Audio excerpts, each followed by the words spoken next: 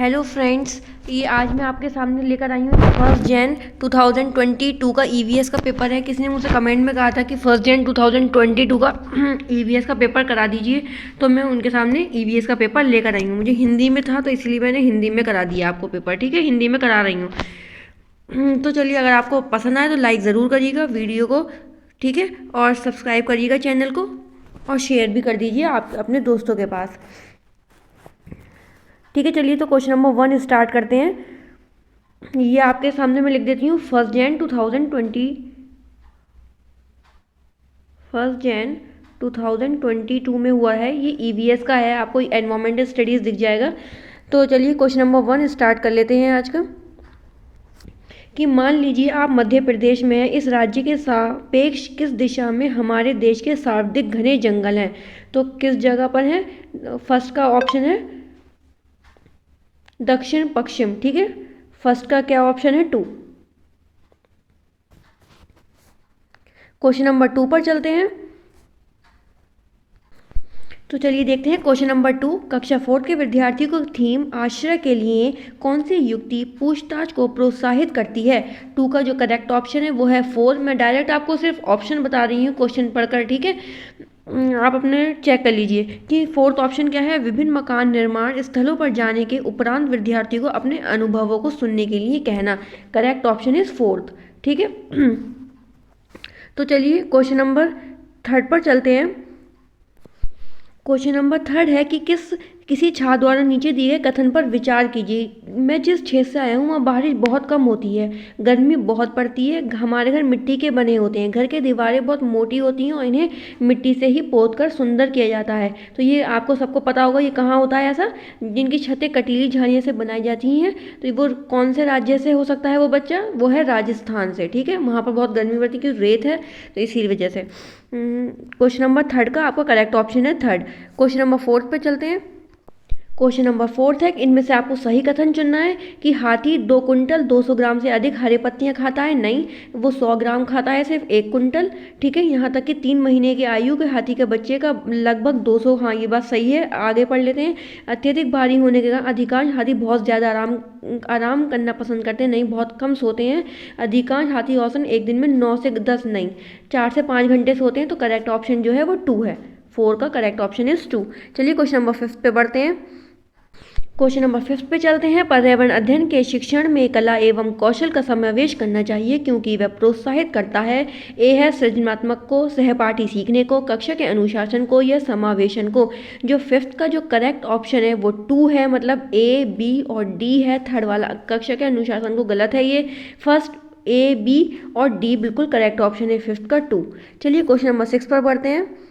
Question number 6 है कि पर्यावरण अध्ययन में सीखने का आकलन करने का उद्देश्य है कि इसका ये विद्यार्थी द्वारा नवीन नया ज्ञात में दक्षता प्राप्त करने की प्रगति के विषय में प्रतिपुष्टि देता है। ये करेक्ट ऑप्शन है 6 का 1 ऑप्शन बिल्कुल करेक्ट है। क्वेश्चन नंबर 7 पे चलते हैं। क्वेश्चन नंबर 7 है कि माउंट एवरेस्ट की चोटी की ऊंचाई है 8850 मीटर है। 7 का जो करेक्ट ऑप्शन है वो 1 है। ठीक है, 8850 मीटर। क्वेश्चन नंबर 8 पर चलते हैं। क्वेश्चन नंबर आपके सामने आ चुका है 8। पर्यावरण अध्ययन का शिक्षण करते हुए पाठ का वह उपयुक्त स्तर जिस पर विद्यार्थी का आकलन किया जाना चाहिए। तो उसके लिए करेक्ट ऑप्शन क्या है? 4 है, शिक्षण अधिगम के दौरान। 8 का 4 ऑप्शन बिल्कुल ठीक है। आप लोग अपने चेक करते जाइए आंसर सब। क्वेश्चन नंबर 8 का है 4। क्वेश्चन नंबर 9 की तरफ बढ़ते। त्रिवेंद्रम और गांधीधाम के बीच की दूरी 2268 किलोमीटर है। यदि कोई रेलगाड़ी इस दूरी को 24 घंटे में तय करती है तो इन दोनों शहरों के रेलवे स्टेशन के बीच की रेलगाड़ी की औसत चाल मीटर प्रति सेकंड में थी। तो जो करेक्ट ऑप्शन है इसको आप सॉल्व कर देखेंगे तो आपका आएगा 30 मीटर पर सेकंड। ठीक है, 30 मीटर पर सेकंड है। अगर आप लोगों को कुछ और आता है तो आप लोग मुझे ज़रूर कमेंट बताइए, हो सकता है मिस्टेक हो गई, वरना मेरे हिसाब से 30 मीटर पर सेकंड आ रहा है। ठीक है, क्वेश्चन नंबर 9 का 1 ऑप्शन बिल्कुल करेक्ट है। क्वेश्चन नंबर 10 पर चलते हैं।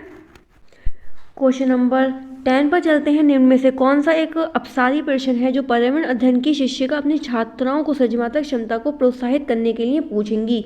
इसका करेक्ट ऑप्शन है कि दिल्ली जैसे शहरों में वायु प्रदूषण को कम करने के लिए आप क्या कदम उठाएंगे? ये करेक्ट ऑप्शन है 4।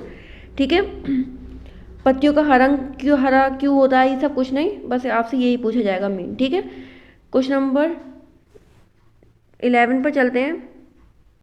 क्वेश्चन नंबर 11 है, 3 राज्यों का वह समूह जिनके किसी किनारे पर बंगाल की खाड़ी है वो कौन से हैं? केरल, कर्नाटक, तमिलनाडु, उड़ीसा, आंध्र प्रदेश, तमिलनाडु, उड़ीसा, केरल, तमिलनाडु या आंध्र प्रदेश, महाराष्ट्र, तमिलनाडु। जो करेक्ट ऑप्शन है वो उड़ीसा है। आंध्र प्रदेश और तमिलनाडु आप देख लीजिए कहाँ है, तो ऑप्शन नंबर 2 में आपको दिख जाएगा, उड़ीसा, आंध्र प्रदेश और तमिलनाडु। 11 का बी। क्वेश्चन नंबर 12 पर चलते हैं। क्वेश्चन नंबर 12 है, निम्न से प्राथमिक स्तर के पर्यावरण अध्ययन का क्या उद्देश्य है? तो उसका करेक्ट ऑप्शन है कि स्थानीय उपलब्ध सामग्रियों को सरल प्रारूपों का विकास करना। 12 का correct option is 2। Question number 13 की तरफ चलते हैं। क्वेश्चन नंबर 13 है कि दृष्टिबाधित विद्यार्थियों को पर्यावरण अध्ययन पढ़ाने के लिए निम्न में से कौन सी युक्ति सार्वजनिक उपयुक्त है? तो करेक्ट ऑप्शन इसका बनेगा कि स्पर्शीय शिक्षण अधिगम सामग्री को अधिक उपयोग करें। ठीक है, ऑप्शन नंबर 4। क्वेश्चन नंबर 14 देखते हैं हम। क्वेश्चन नंबर 14 है कि कक्षा 5 के पाठ्य पुस्तक में दिए गए गोलकोंडा किले के मानचित्र में 1 सेंटीमीटर जमीन पर 110 मीटर की दूरी को दर्शाता है। इस मानचित्र में फतेह दरवाजे से जमाली दरवाजे की दूरी 10.7 सेंटीमीटर है। जमीन पर इन दोनों दरवाजे के बीच की कम से कम दूरी क्या होगी? तो आपको बताना है इसकी जो दूरी होगी 14 का जो करेक्ट ऑप्शन है वो है 4 की 1.177 किलोमीटर होगी। ठीक है, क्वेश्चन नंबर 15 की तरफ चलते हैं। क्वेश्चन नंबर 15 है कि अपनी कक्षा 4 के पर्यावरण अध्यक्ष के विद्यार्थी को रचनात्मक आकलन के लिए उपयुक्त कार्य का चुनाव कीजिए। जो 15 का करेक्ट ऑप्शन है वो है फर्स्ट है, डूबने और तैरने की प्रक्रिया का अवलोकन करने के लिए क्रियाकलाप करना। Correct option is 1। Question number 16 पर चलते हैं। क्वेश्चन नंबर 16 है कि एक समूह को चुनिए जिसका प्रयोग पुनर्चक्रण के पश्चात किया जा सकता है। तो वह है चादरें, समाचार पत्र, प्लास्टिक बॉटल और बैटरी। ठीक है, करेक्ट ऑप्शन है 2। क्वेश्चन नंबर 17 देखते हैं।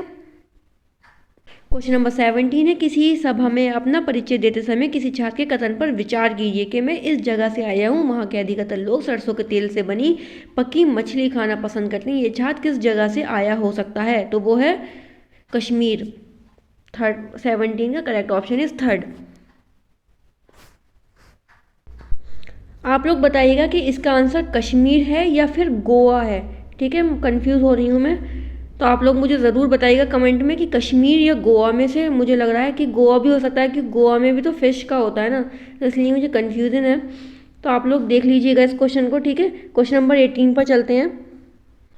तो देखते हैं क्वेश्चन नंबर 18 है, स्लॉथ के विषय में निम्नलिखित में सही कथन चुनिए कि स्लॉथ चिंपैंजी जैसे दिखते हैं और लगभग 22 घंटे वृक्ष की शाखा पर उल्टे सिर लटकाकर सोते हैं।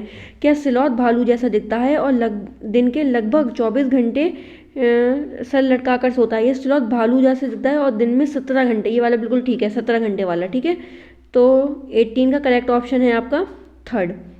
भालू जैसे तो दिखते हैं लेकिन होते नहीं है वो भालू। और 17 जो आवर्स हैं वो उल्टे लटक कर सोते हैं।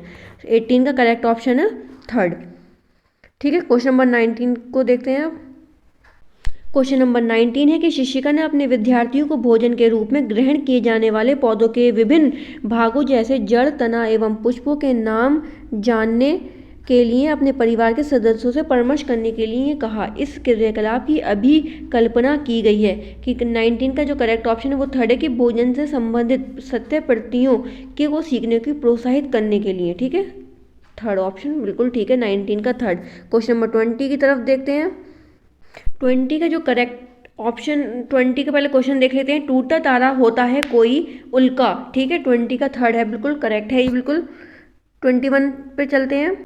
21 का करेक्ट ऑप्शन है कि आपको अपने विद्यार्थियों के पर्यावरण अध्ययन परियोजना का आकलन करना है, उन्हें शीघ्र पुनर्निर्देशन देना है। आप आकलन के किस साधन का चुनाव करेंगे?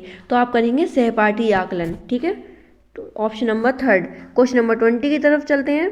क्वेश्चन नंबर 22 है कि कोई छात्र ए पर है और बी पर पहुंचना चाहता है। इसके लिए पहले वह ओ पर जाता है और जो ए के ठीक उत्तर में 120 मीटर दूरी पर है और फिर वह ओ से बी ठीक पश्चिम दिशा में 50 मीटर दूरी तय करके पहुंचता है। ए की बी से दूरी तथा बी के सापेक्ष की ए की दिशा क्रमश क्या है? तो इसको आप सॉल्व कर लिएगा, मैं सॉल्व नहीं कर रही हूँ, मैंने इसको रफली सॉल्व करके बताया, देख लिया है।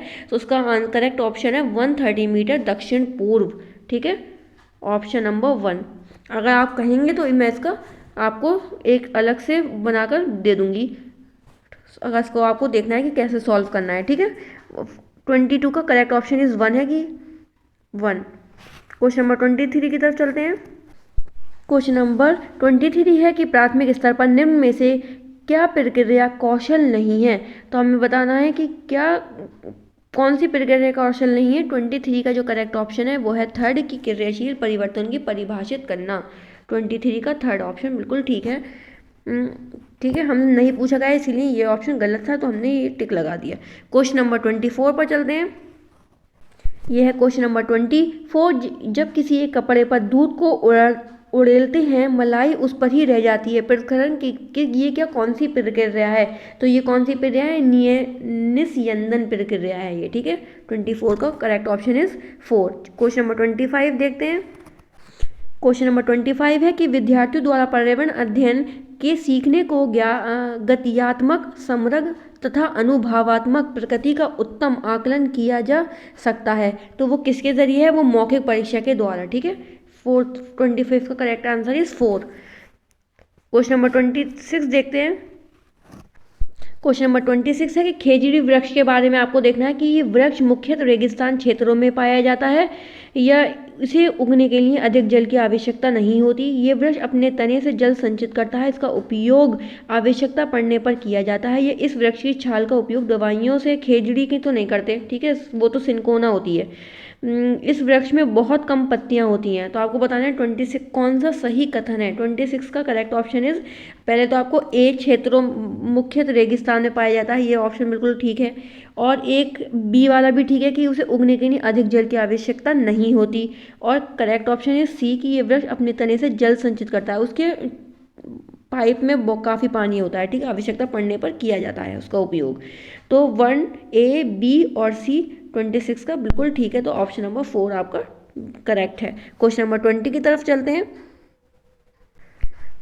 तो चलिए क्वेश्चन नंबर 27 कॉलम 1 और कॉलम 2 है, आपको मैचिंग करनी है। तो छोले भटूरे आपको बताना है कि कहाँ पर है। नारियल डली करी के साथ उबला टपियोका, तो टपियोका ये सब केरल का है। तो सेकंड का जो बी हो गया, तो आप देख सकते हो सेकंड का बी कहाँ है, सेकंड का बी, ठीक है। 2 ऑप्शन आपके पास आ रहे हैं अभी, सेकंड का बी। और थर्ड देखते हैं सरसों के तेल में बनी पकी मछली, तो ये कहाँ की है, थर्ड का है कश्मीर की, ठीक है, ये कश्मीर जा रहा है। तो इसका मतलब हमारा वो सही हो सकता है कि नारियल के तेल से बनी वो गोवा की है, ठीक है। 4 का क्या हो गया ए। और छोले भटूरे जो हैं वो पंजाब के हैं। तो करेक्ट ऑप्शन इज 27 का जो करेक्ट ऑप्शन है वो है 2। एक क्वेश्चन और था जिसमें मैं आपको बोल रही थी कि ये सरसों के तेल में बनी पकी मछली जो है वो पंजाब है या फिर वो सॉरी कश्मीर है या फिर गोवा। तो करेक्ट ऑप्शन है उसका कश्मीर ही है, ठीक है, गोवा मत लगाइएगा, कश्मीर करेक्ट ऑप्शन है। मैं आपको कंफर्म कर देती हूँ, मुझे क्वेश्चन नंबर याद नहीं है वो कौन सा है, तो आप लोग खुद समझ जाइएगा, ठीक है। यहाँ पर आगे वो कन्फ्यूज़न दूर हो चुकी है। क्वेश्चन नंबर 28 पर चलते हैं। क्वेश्चन नंबर 28 है कि थीम परिवार तथा मित्र में निम्न में से कौन सा उप थीम है। तो वो है कार्य और खेल। 28 का ऑप्शन नंबर 4। क्वेश्चन नंबर 29 देखते हैं। 29 है प्राथमिक कक्षाओं का पर्यावरण अध्ययन वह विषय क्षेत्र है जिसमें एकीकरण है, जिसमें साइंस हो, सामाजिक विज्ञान भी हो, एसएसटी भी हो, सोशल साइंस और ईवीएस भी हो। तो करेक्ट ऑप्शन इज 4 है आपका, ठीक है। क्वेश्चन नंबर 30 देखते हैं हम। क्वेश्चन नंबर 30 की नई शिक्षा नीति 2020 के अनुसार प्राथमिक कक्षाओं कक्षा 1 से लेकर 5 तक के लिए निम्न में से क्या स्तर होगा। आरंभिक स्तर, मध्य स्तर, बुनियादी स्तर। तो इसका ऑप्शन जो है वो आरंभिक स्तर तो ठीक है और बुनियादी स्तर भी ठीक है, मध्य स्तर नहीं है। तो ए और सी कहाँ है आपका, 4 ऑप्शन, ठीक है। अगर आपको वीडियो पसंद आती है तो लाइक शेयर एंड सब्सक्राइब ज़रूर करिएगा और मुझे कमेंट में बताइएगा कि कौन सा आपको पेपर चाहिए। 1 जन 2022 का मैं पेपर करा चुकी हूँ, जो भी कमेंट मुझे दिखता है मैं रिप्लाई ज़रूर करती हूँ और उनके लिए पेपर ज़रूर लाने की कोशिश करती हूँ। एक साथ सारे पेपर नहीं आ सकते हैं तो थोड़ा सब्र करें। और संस्कृत के लिए आप लोग नहीं बोलें क्योंकि संस्कृत मुझे बिल्कुल नहीं आती है, तो मैं आपको वो नहीं करा पाऊँगी। CDP और EVS पे मेरा भी ज़्यादा फोकस है। फिर उसके बाद में सारे पेपर होते ही इंग्लिश और हिंदी के बनाऊंगी, ठीक है। उसके बाद मैथ्स भी कराऊंगी मैं। तो अभी जल्दी जल्दी मैं चाह रही हूँ पहले EVS और CDP हो जाए सारे जितने भी हुए हैं, ठीक है, क्योंकि एक महीना पे सी टेट के पेपर चले तो सब पॉसिबल नहीं है, तो आप लोग थोड़ा पेशेंस रखिए, मैं सब कराऊंगी आपको। चलिए मिलते हैं नेक्स्ट वीडियो में।